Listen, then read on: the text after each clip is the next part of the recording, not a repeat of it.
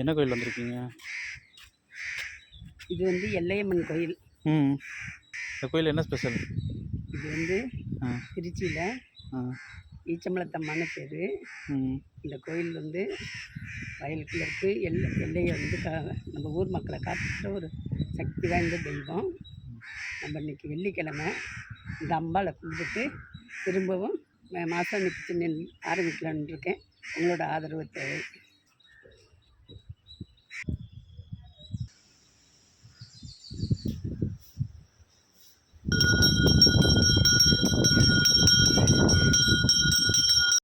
நான் வந்து திருச்சி பிச்சலர் கோயிலில் வீடு கட்டினேன்.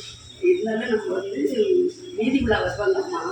அப்போ மட்டும்தான் நான் வந்து கொஞ்சம் வயலில் இருக்கும்போது நம்ம தனியாக வந்தேன். ஒரு மாதிரி இந்த இடத்த பற்றி எனக்கு புரியல. ஆனால் வீதி விழா வரத்துல நான் வந்து இருக்கேன். இப்போ வந்து இங்கே வந்தோடனே என்னோட குலதெய்வ கோயிலுக்கு போனேன்.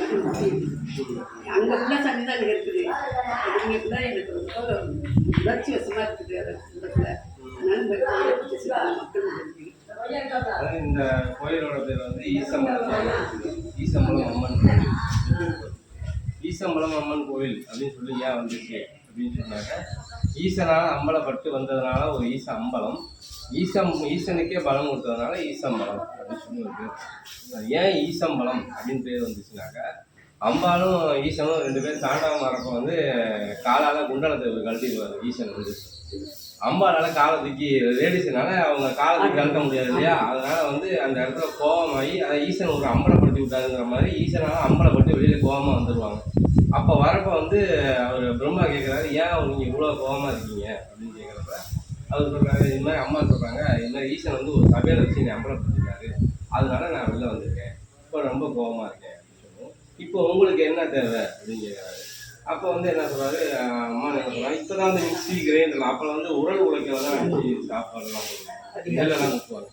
அப்போ உரல் சத்தமோ உலக்க சத்தமோ கேட்காத ஒரு தனிமையான இடம் தேவை அப்படின்னு சொல்லி கேட்டேன்.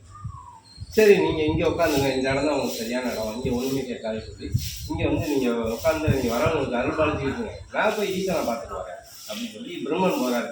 இங்கே வந்து அம்பாவை வந்து பிரம்மன் தான் உட்கார வச்சுட்டு போகிறாரு. அதனால் இப்போ வர வரைக்கும் நீங்கள் அருள்பாலிச்சுக்கிட்டு இருங்க வரவங்களுக்கு சொல்லிட்டு அவர் சொல்லிட்டு போயிட்டார். அதனால அம்பாள் இங்கே தான் உட்காந்துருக்காங்க. இவர் போய் ஈசனை போய் பார்க்குறாரு. ஈசனை வந்து சுவந்து உட்காந்துருக்காரு. ஏன் அப்படி உட்காந்துருக்கீங்க அப்படின்னா, இது மாதிரி ரெண்டு பேரும் தாண்டவம் வர்றப்ப ஈசன் வந்து அம்பாள் வந்து கோச்சிட்டு போயிட்டாங்க. அதனால எனக்கு வந்து பாதி பலமே போயிடுச்சு. சரி நான் போய் அம்பாளை பார்த்து சொல்கிறேன் அப்படின்னு திருப்பி பிரம்மன் வந்து அம்பாளை வந்து பார்க்க வர்றாரு. என்ன சொல்லுங்க அப்படின்னா, நீங்கள் பாட்டு கோச்சிட்டு வந்துட்டீங்க, ஈசன் வந்து உங்களால்